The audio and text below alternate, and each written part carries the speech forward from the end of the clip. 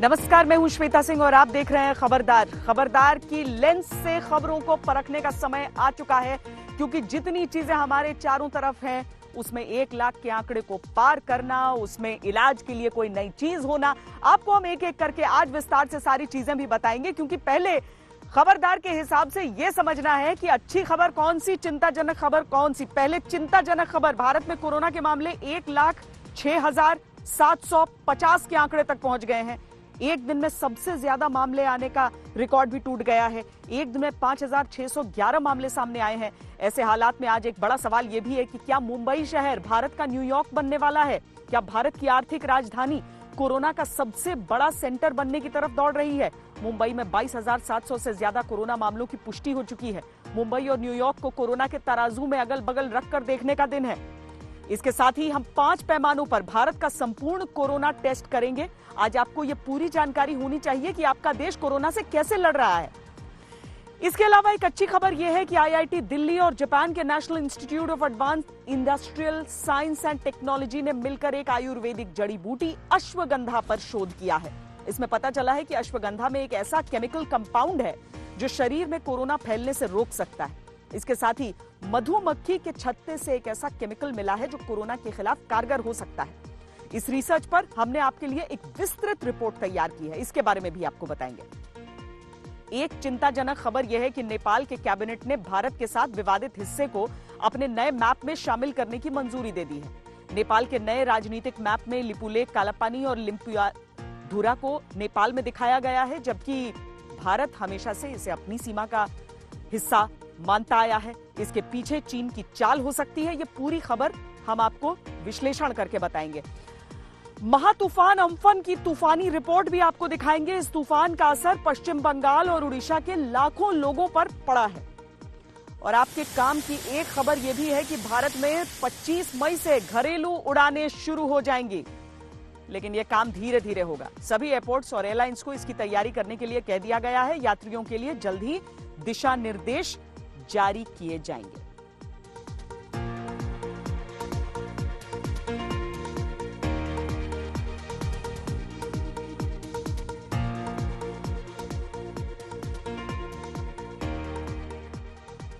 खबरदार में सबसे पहले सबसे बड़ी खबर का विश्लेषण करते हैं, वो कि एक अकेला शहर कोरोना के मामलों में इतना आगे क्यों अभी नजर आ रहा है? क्या मुंबई हिंदुस्तान का न्यूयॉर्क साबित होने वाला है? क्योंकि सिर्फ मुंबई को अगर हम देख लें तो 22,700 केस यहां से आ रहे हैं और हम समूचे महाराष्ट्र की बात भी नहीं कर रहे हैं। देश के बाकी हिस्से बिल्कुल उस पैमाने पर अभी नजर नहीं आ रहे हैं। मुंबई में 22,700 से ज्यादा मामले, 800 से ज्यादा मौतें। भारत के कुल मामलों में मुंबई का शेयर 21% है। 21% मामले अकेले एक शहर से, यह भारत के लिए बड़ी चिंता का विषय है। आज हम मुंबई और न्यूयॉर्क को अगल बगल रखेंगे और यह देखने की कोशिश कर रहे हैं कि क्या सचमुच में यह सही है कि मुंबई न्यूयॉर्क की ही राह पर चल रहा है। चिंता की बात यह भी है कि मुंबई में कोरोना के मामले बेकाबू हो चुके हैं, इसलिए जहां पूरे देश में पाबंदियां थोड़ी बहुत ढील दी जा रही हैं उनमें, वहीं मुंबई में जो उद्धव सरकार है वो किसी भी तरीके से नहीं चाह रही कि अभी मुंबई को थोड़ी सी भी राहत की किश्त दी जाए। हजारों किलोमीटर की दूरी, फिर भी बहुत हद तक मिजाज एक, अंदाज एक। न्यूयॉर्क और मुंबई जो आर्थिक और सांस्कृतिक राजधानी का रसूख रखते रहे हों, ऊंची ऊंची इमारतें, फर्राटे से भागती जिंदगियों वाले शहर प्रवासियों के ठिकाने हो, जहां असीमित अमीर और गरीब से गरीब रहते हों। और आज 12,530 किलोमीटर की दूरी पर स्थित ये दोनों शहर कोरोना वायरस की तबाही झेल रहे हैं। कोरोना की परेशानियां दोनों शहरों की कहानियां बन गई। दोनों अपने अपने देशों में कोरोना की सबसे बुरी तरह प्रभावित शहर हैं। Hospitalizations are down, so that's good news. Not down a lot, but down. I'll take it. Net change is down. Net change in intubations is down. The number of new cases per day is down by 1. Not great, but I'll take it. It's going in the right direction. पिछली जनगणनाओं के मुताबिक मुंबई में New York की 1.5 गुना आबादी है। हालांकि मुंबई का क्षेत्रफल न्यूयॉर्क का लगभग आधा है। बहरहाल दोनों शहरों में घनी आबादी है। न्यूयॉर्क में 1 वर्ग किलोमीटर में 10,000 लोग रहते हैं, जबकि मुंबई में 32,000 से ज्यादा। ऐसे में मुंबई में सोशल डिस्टेंसिंग और भी मुश्किल है। If you don't do lockdown, the virus spreads exponentially. I gave you a number that's a shocking number: 40 days with full contact, and you get some number multiplied by 10 to the power of 17. More than the world's population by 100. हालांकि 3.5 लाख से अधिक positive cases और 28,000 से अधिक मौतों की वजह से न्यूयॉर्क की तस्वीर बद से बदतर है।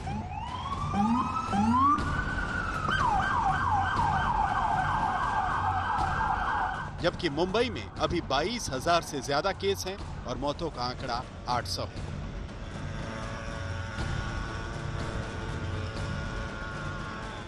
जब न्यूयॉर्क में केस बढ़े तो वहां अस्पताल के बेड, वेंटिलेटर और पीपीई किट्स को लेकर अफरा तफरी मच गई। आज मुंबई में भी सरकारी अस्पतालों में दवाइयां, उपकरण, स्टाफ और बेड की कमी होने लगी है। बेड पे 3-3 पेशेंट, और जैसे बेड पे पेशेंट मरता है उनको भी इन लोग जल्दी से फटक से लेके नहीं जाते। नॉर्मल पेशेंट के पास 4-4, 10-10 घंटा उधर बॉडी रखते। यहाँ ये भी ध्यान देने वाली बात है कि दोनों शहर कोरोना चक्र के अलग अलग चरणों में हैं। लग रहा है कि न्यूयॉर्क ने कोरोना का सबसे खराब दौर देख लिया है, जबकि मुंबई में तेजी से आंकड़ा बढ़ रहा है, जो न्यूयॉर्क के हश्र की ओर बढ़ते मुंबई की आशंका को खड़ा कर रहा है।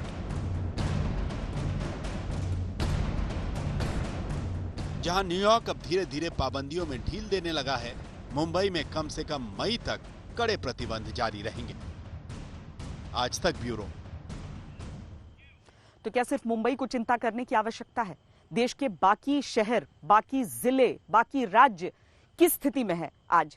ये आंकड़ों के हिसाब से हम आपको एक एक करके समझाते हैं, क्योंकि ये जानना जरूरी है कि ये कौन से जिले हैं अलग अलग राज्यों में जहां पर कोरोना के मामले तेजी से बढ़ रहे हैं।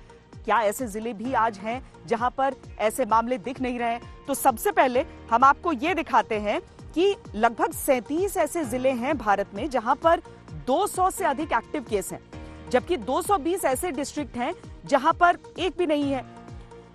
दिल्ली में 11 ऐसे डिस्ट्रिक्ट्स, यानी दिल्ली के कुल जिले 11 ही हैं और सब में 200 एक्टिव केस से अधिक आपको देखने को मिलेंगे। महाराष्ट्र में 9 ऐसे हैं, गुजरात में 3 हैं, राजस्थान में 3, तमिलनाडु, बंगाल दोनों में 3-3, मध्य प्रदेश में 2, उड़ीसा में 1, तेलंगाना में 1 और उत्तर प्रदेश में 1।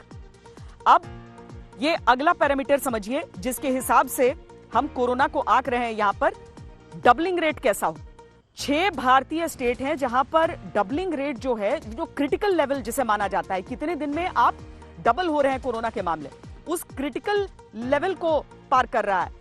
कर्नाटक जहां पर 5.42 दिन में डबल हो रहे हैं मामले, जो राष्ट्रीय औसत है हमारा वो 7 दिन है।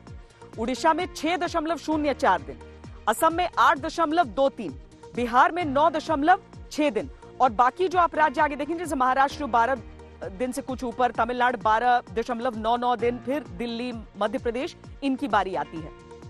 अब तीसरा पैरामीटर देखिए कि केस में मतलब जो मृत्यु दर है उस हिसाब से उसे समझिए।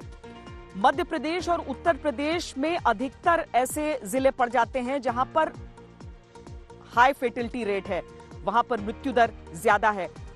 12 डिस्ट्रिक्ट ऐसे उत्तर प्रदेश में, मध्य प्रदेश में भी 12, गुजरात में 7, महाराष्ट्र में 6, पश्चिम बंगाल में 6, कर्नाटक में 5, ऐसी स्थिति है। हरियाणा, हिमाचल प्रदेश, राजस्थान, तेलंगाना, बिहार में 2-2 और उसके बाद असम, झारखंड, मेघालय, पंजाब में 1-1। अब चौथा पैरामीटर देखिए कि टेस्टिंग कितनी चल रही है।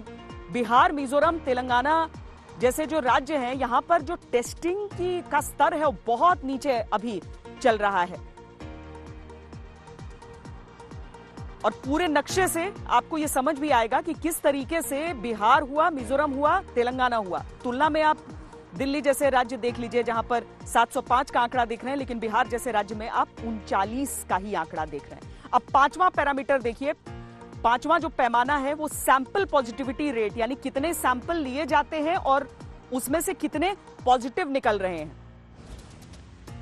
प्रति 100 में कितने पॉजिटिव आ रहे हैं, वो हम आपको दिखा रहे हैं। तो यहां पर अगर आप देखेंगे तो दिल्ली में 7.2 आपको दिखेगा, गुजरात में 7.89, तेलंगाना में 7.89, महाराष्ट्र में 11.7 और मध्य प्रदेश में 4.86। अब कोविड-19 का नियंत्रण टेस्टिंग से कैसे जुड़ा हुआ है यह भी आपको समझना चाहिए, क्योंकि दिल्ली, गुजरात और महाराष्ट्र जैसे कुछ सबसे ज्यादा प्रभावित राज्य ये भी दिखाते हैं कि यहां टेस्टिंग में पॉजिटिव सैंपल का प्रतिशत ज्यादा है। प्रति 10 लाख लोगों पर केस की संख्या हम आपको इस ग्राफिक्स के जरिए दिखा रहे हैं।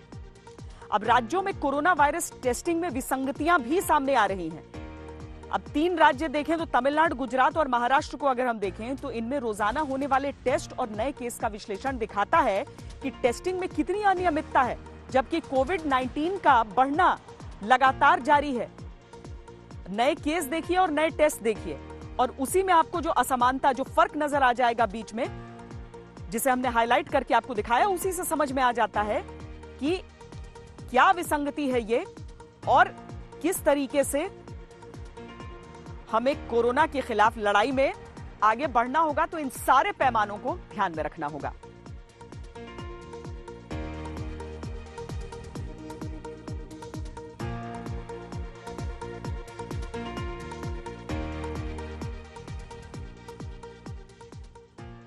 केस बढ़ रहे हैं, वहां पर टेस्ट ऊपर नीचे हो रहे हैं, उसे देखकर आप समझ लीजिए कि क्या स्थिति है। ये सारी चीजें, इन सारी चीजों का जवाब होना चाहिए इन सभी राज्य सरकारों के सामने, क्योंकि आंकड़े कभी झूठ नहीं बोलते हैं और ये आंकड़े वो दर्शा रहे हैं। बहरहाल एक तरफ है कोरोना से हमारी लड़ाई, जिसमें अलग अलग जगह रिसर्च चल रही है, अलग अलग अनुसंधान, अलग अलग नए नतीजे, और उसमें से कुछ खुशखबरियां भी सामने आती हैं। जैसे IIT दिल्ली में जिस तरीके से लगातार शुरुआत से वहां पर रिसर्च चलती रही, जिसकी वजह से कम कीमत वाले टेस्टिंग किट्स हमें देखने के लिए मिले, एक से ज्यादा बार इस्तेमाल होने वाले PPE किट्स जैसी चीजें। लेकिन अभी अश्वगंधा को लेकर एक रिसर्च वहां पर किया गया है और यह भी बताया गया कि किस तरीके से आयुर्वेद की अलग अलग औषधियों पर रिसर्च IIT के एजेंडा में शामिल रहा है। लेकिन अब कोरोना के समय में जब जापान की एक इंस्टीट्यूट के साथ मिलकर IIT ने रिसर्च किया, तो पता चला कि अश्वगंधा के भीतर एक ऐसी चीज होती है, एक ऐसी क्वालिटी है जो कोरोना के खिलाफ इंसानी शरीर को लड़ने में मदद कर सकती है।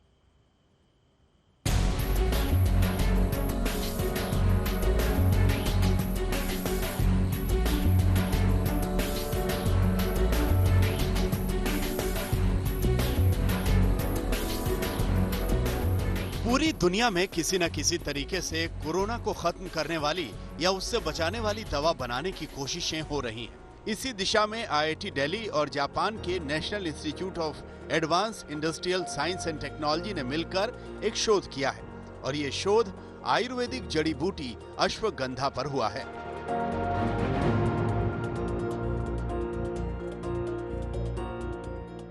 एक शोध के मुताबिक भारत में औषधीय गुणों की खान कही जाने वाली अश्वगंधा कोरोना संक्रमण के खिलाफ एक बहुत असरदार दवा बन सकती है। अश्वगंधा के एक केमिकल कंपाउंड विथानोन में एक क्षमता है कि वो कोरोना वायरस के रेप्लिकेशन यानी वायरस की अपनी डुप्लीकेट बनाने की प्रक्रिया को रोक सकता है। इसके साथ ही मधुमक्खी के छत्ते के अंदर भी एक केमिकल कंपाउंड CAPE का पता लगा है जो इंसान के शरीर में कोरोना वायरस की गतिविधि पर लगाम लगा सकता है।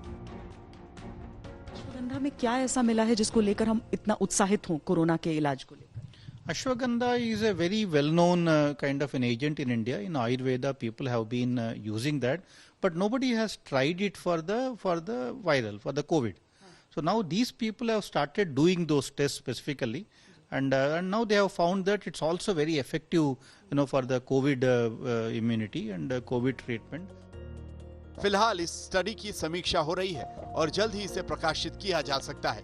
दूसरी तरफ CSIR और आयुष मंत्रालय मिलकर पहले से ही कुछ ऐसे आयुर्वेदिक कॉम्बिनेशन पर काम कर रहे हैं जो कोरोना के खिलाफ लड़ाई में मरीजों की इम्यूनिटी बढ़ाकर उन्हें आराम दे सकते हैं। और इस कॉम्बिनेशन में जो 4 औषधियां हैं उनमें से एक अश्वगंधा भी है।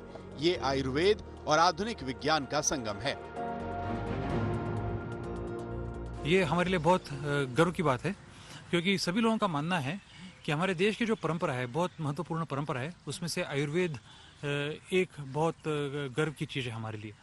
लेकिन आयुर्वेद को आधुनिक विज्ञान की ओर से उसकी परिचालना करना या उसका रिसर्च करके देखना कि सही में काम करता है नहीं करता है, आज तक ऐसा सिस्टमेटिक एफर्ट जो नहीं हुआ था। आयुर्वेद में अश्वगंधा का बड़ा महत्व है। अश्वगंधा ब्लड शुगर को कम करता है और इसमें कैंसर को रोकने वाली क्षमताएं हो सकती हैं। ये तनाव और चिंता को कम करता है। ये डिप्रेशन के लक्षणों को कम कर सकता है। इससे मांसपेशियों की शक्ति बढ़ती है और अश्वगंधा शरीर में कोलेस्ट्रॉल और ट्राइग्लिसराइड्स का लेवल भी कम करता है। अश्वगंध है उसका आप ये देखेंगे कि इसका शरीर के अंदर, जॉइंट्स के अंदर दर्दों में भी होती है, इम्यूनिटी, शरीर की इम्यूनिटी को बूस्ट करता है। और नागौरी अश्वगंध जो कि राजस्थान में पाई जाती है और बहुत मशहूर है, और इस पे सब वैद्य समाज, सब लोग इसको इस्तेमाल करते हैं। बच्चों में भी इसका बहुत फायदा देखा गया है। इस समय कोरोना मरीजों के अलग अलग लक्षण उसकी गंभीरता के हिसाब से अलग अलग बीमारियों के इलाज में इस्तेमाल होने वाली दवाओं पर प्रयोग हो रहा है। ऐसे में आयुर्वेदिक औषधियां एक नई दिशा दिखा सकती हैं।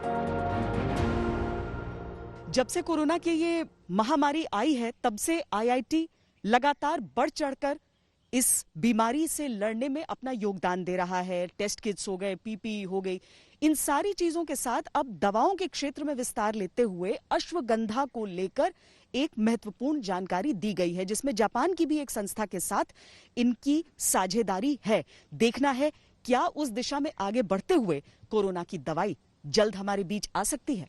कैमरा पर्सन सैयद मोहसिन के साथ श्वेता सिंह, दिल्ली आज तक। और अब भारत के पड़ोसियों की बात करते हैं, और फर्क सिर्फ इतना है कि आज हम पाकिस्तान की नहीं, नेपाल की बात कर रहे हैं, क्योंकि ऐसा लग रहा है जैसे नेपाल चीन के बहकावे में आ रहा है। चीन की सोच हमेशा विस्तारवादी रही है कि अपनी सीमाओं को थोड़ा सा बढ़ाकर दिखा दें।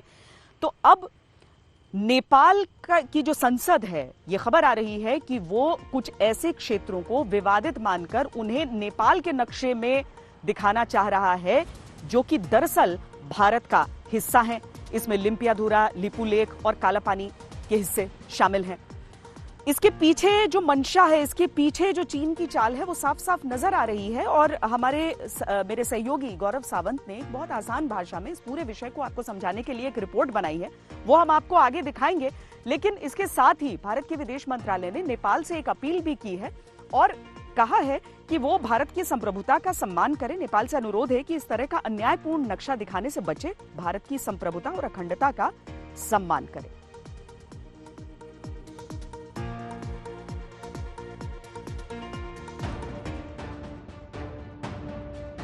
नवंबर 2014, काठमांडू की सड़कों पर मोदी मोदी की गूंज।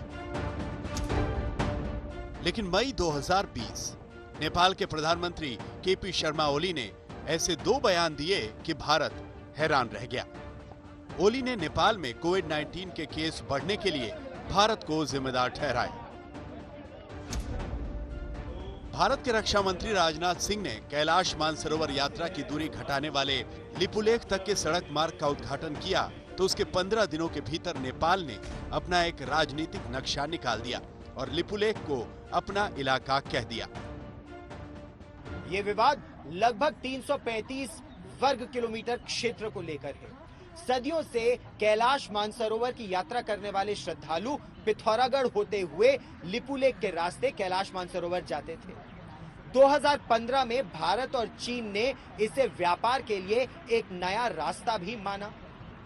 रक्षा मंत्री राजनाथ सिंह ने 8 मई 2020 को 17,000 फीट की ऊंचाई पर लिपुलेख दर्रे पर बने एक नए मार्ग का उद्घाटन भी किया। नेपाल ने इसका विरोध किया। थल सेना अध्यक्ष जनरल MM नरावने ने संकेत देकर कहा कि संभवतः नेपाल ऐसा किसी विदेशी ताकत के दबाव में कर रहा है। क्या वो ताकत चीन है? नेपाल ने नवंबर 2019 में भी तब ऐतराज जताया था जब भारत ने अपना नक्शा जारी किया था और कालापानी, लिम्पियाधुरी और लिपुलेख भारतीय इलाके के तौर पर दिखाए गए थे। लिपुलेख तक की सड़क को रक्षा मंत्री राजनाथ सिंह ने दशकों की मांग का पूरा होना बताया था। नेपाल के विरोध के बीच भारत ने साफ कहा है कि सड़क भारतीय सीमा में ही बनी।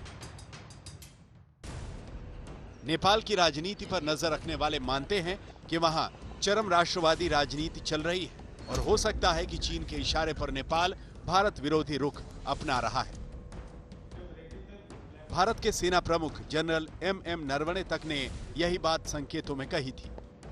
ये जो नेपाल के द्वारा जो ये नया पॉलिटिकल मैप जारी किया गया है, ये बेहद दुर्भाग्यपूर्ण है और इस तरीके के किसी भी प्रयास से नेपाल को बचना चाहिए, क्योंकि ये जो संबंध हैं ये बेहद गहरे हैं और इन संबंधों को क्षति पहुंचा करके दोनों देशों का ही भला नहीं हो सकता। नेपाल को ये मुगलता भी नहीं रहना चाहिए कि चाइना उसकी मदद कर सकता है। नेपाल को मेरे विचार से चाइना के वास्तविक चरित्र को समझते हुए चाइना के साथ एक ऐसा व्यवहार करना चाहिए कि ताकि वो चाइना के किसी जाल में न फंसे।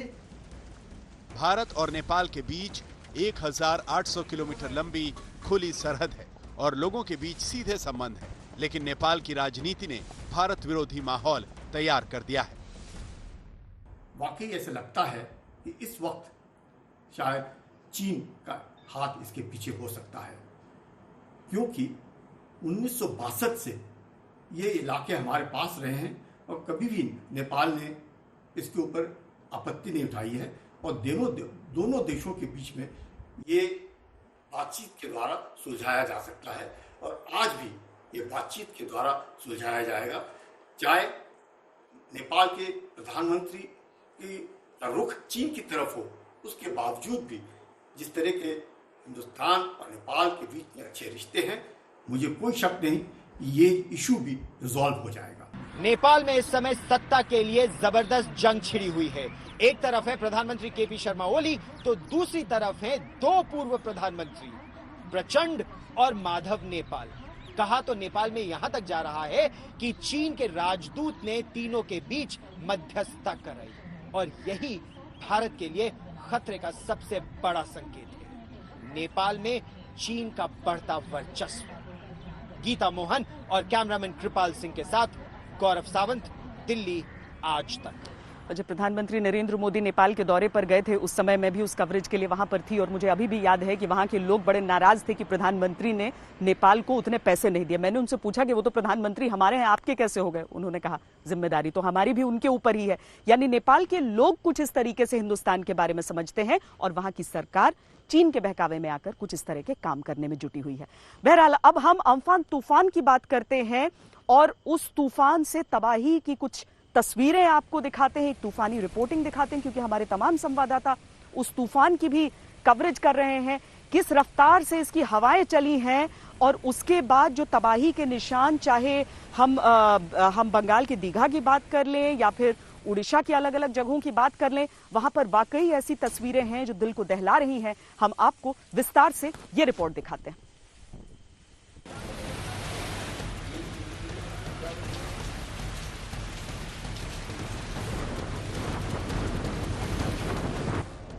बंगाल की खाड़ी से उठा तूफान तेज रफ्तार से आगे बढ़ रहा है।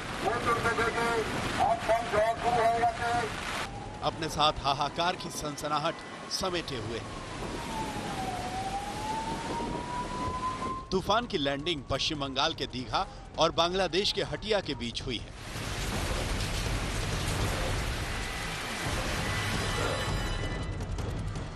चक्रवाती तूफान ने कुछ ही घंटों में तबाही इस कदर मचाई है कि सड़कों पर पेड़ गिर गए हैं तो कहीं पानी भर गया है। लोगों को ये नहीं समझ में आ रहा है कि अगले कुछ घंटे और कितने ज्यादा मुश्किलों से भरे होंगे। साथ ही साथ तबाही का मंजर ऐसा है कि इसका नुकसान कई दिनों तक भरपाई करेगा बंगाल और उड़ीसा। अम्फान की वजह से ओडिशा के तटीय इलाकों खासकर भद्रक और बालासोर में भारी तबाही हुई। 20 मई की शाम 4:30 बजे के आसपास अम्फान ने सुंदरबन के तट को पार किया था और उसकी रफ्तार में पेड़ गिरने लगे थे। मौसम विभाग के आकलन के मुताबिक बंगाल के 7 और ओडिशा के 6 जिलों में अम्फान का सबसे ज्यादा खतरा है। तूफान के प्रवाह में बंगाल के मिदनापुर, दक्षिण 24 परगना, उत्तर 24 परगना, हावड़ा, हुगली और ओडिशा के केंद्रपाड़ा, भद्रक, बालासोर, मयूरभंज, जाजपुर और जगत सिंहपुर सीधे प्रभावित हो रहे हैं। असम, तमिलनाडु, आंध्र प्रदेश, पुडुचेरी, त्रिपुरा, मिजोरम, मणिपुर और जम्मू कश्मीर में भी तूफान का ऑरेंज अलर्ट है। अभी जो लेटेस्ट सैटेलाइट पिक्चर है, इसका एनिमेशन देखें। जैसे ही हमने अनुमान लगाए थे, ऐसे ही मूव करके अभी वेस्ट बंगाल कोस्ट को सुंदरबंस के पास अतिक्रमण कर रहा है। अम्फान भारत में सदी का सबसे बड़ा तूफान है, इसलिए राज्यों से लेकर केंद्र तक को कमर कसनी पड़ी है। ओडिशा में एनडीआरएफ की 20 टीमें और बंगाल में एनडीआरएफ की 19 टीमें तैनात हैं। प्रभावित इलाकों से लोगों को सुरक्षित जगहों तक पहुंचाया गया है। ये इवैक्यूएशन का फिगर मेरा नहीं है, ये फिगर स्टेट से लिया गया है। स्टेट के जो अथॉरिटीज़ ने बताया है। पश्चिम बंगाल में अथॉरिटीज़ ने, उनके जो डिजास्टर मैनेजमेंट के सेक्रेटरी है, उन्होंने बताया 5 लाख से उर्ध फिगर अभी हो चुका है। तो सुबह में 3,30,000 बताया गया था और अभी 5 लाख हो गया है। और उड़ीसा में 1,58,640 का फिगर दिया गया है। लोग सुरक्षित जगहों तक पहुंच गए हैं तो बंगाल के हावड़ा में ट्रेनों को भी जंजीरों से बांध दिया गया है। बंगाल से लेकर ओडिशा तक एसएमएस के जरिए लोगों को तूफान का अलर्ट भेजा गया है। कोस्ट गार्ड समुद्री इलाकों की गश्त लगा रहे हैं। एक विशेष जरूरी घोषणा, अम्फान तूफान, अम्फान बहुमुखी तूफान। इधर तो हम 45 साल से रहता है, इसी से लिए बहुत बार काफ़ी ऐसा भी समुद्र का बान होता है, थोड़ा झड़ वृष्टि भी होता है। इसके लिए हम लोग इतना डर नहीं हुआ इस साल में जो हुआ। आज जो समुंदर का जो ये है, ये जिंदगी में मैं तो 17 साल हो गया दीघा में, लेकिन आज तक नहीं देखा। ये जो इसका जो रूप है, ये कभी नहीं देखा हम लोग। ये तूफान ऐसे समय में टकराया है जब कोरोना का संकट है, इसीलिए इसकी चुनौती और बड़ी है। दीघा से मनोज्ञा लोईवाल के साथ मोहम्मद सूफिया, बालासोर, आज तक।